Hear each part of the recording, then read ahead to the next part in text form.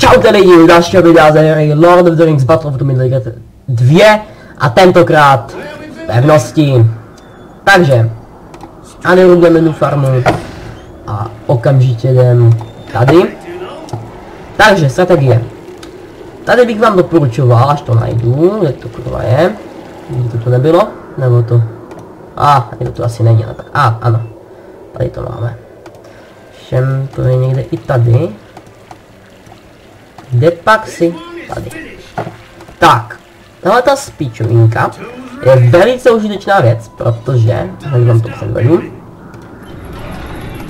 Hned. Tohle bránou vy můžete chodit, vaše jednotky, ale nepřítel ne.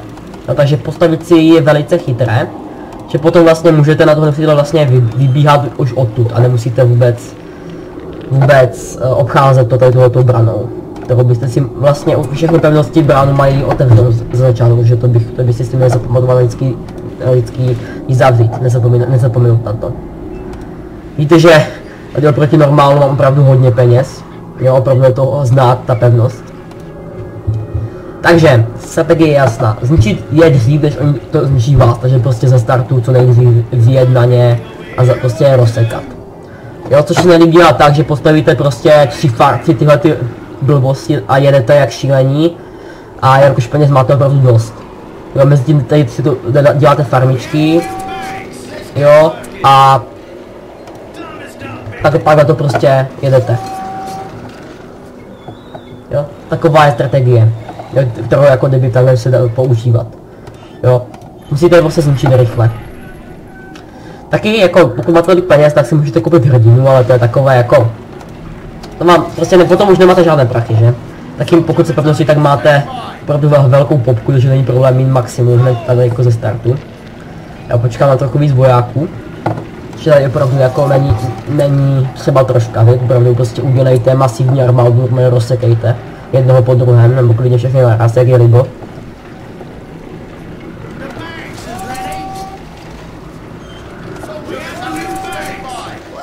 Tak. A teď začneme farmička teď. Hezký počtívek po 5, nebudem si s tím srát. Jo, teď to půjde. Jo, prostě nemusíte ani jít jako kdyby po těch farmičkách, to není ani třeba, prostě vemte tady toto, jo. A jdeme, jo, a konec. A musíte je prostě zničit, když oni dělají to samé, že?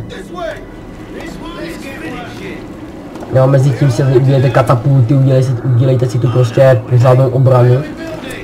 Kterou přes kterou vám neprolezou.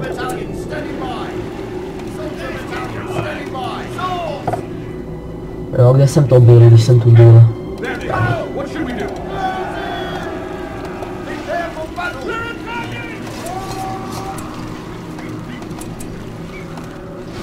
Jo, myslíte, že mají šanci? Jo. A takhle prostě zničíte všechny. Tíhle jim samozřejmě můžou jít na pomoc taky, ale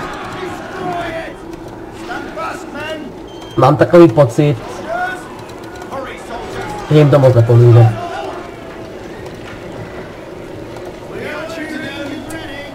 Archer Range, taky vlastně není od věci postavit si nějaké farmy tady, jo.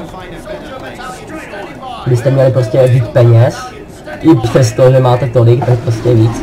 Všimněte si, že já jsem právě začal a jako mám téměř úplně plnou popsu. Jo, prostě je rozsekáte, jo, neberete na ně ohledy.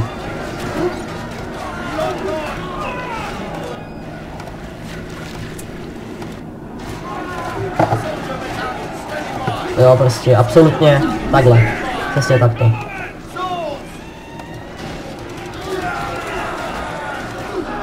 Jakmile ztratí buď sluhy, anebo fortresku, tak skončili. Jo, taky to bude vidět. To taky něco zkouší.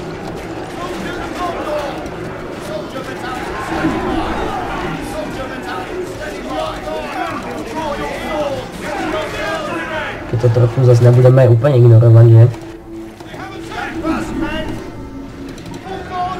Něco zkouší. Tak. Je takhle prostě. Jo, můžu si to ještě koupit tady toto, jo, klidně. Ještě si tu mrdnout, všechno si tu povzbudit, větší ten a prostě. Jo, takhle je prostě absolutně rozdrtit. A teď prostě je dál, jo, dál. V této verzi nemůžu stavět fortresku, což je jediné, protože to by bylo opravdu OP. A teďka prostě jedete dál, jo. Tihleti jedou dál, jo, teďka postavíte Blacksmith, si tu rovnete, postavíte Blacksmith a rozmrnete, uděláte si upgradey, jo, všechno tohle s upgradem to by je položilo, tím je prostě úplně rozrubete, absolutně, jo, nebudu mít prostě šanci, teda ještě méně než teď, jo.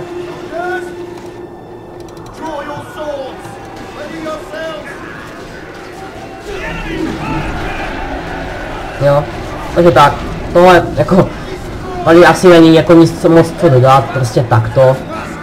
To prostě platí u každé pevnosti, jo. Která má prostě takový income, že prostě musíte okamžitě jít do nich. Musíte zaútočit, agresivní, jo.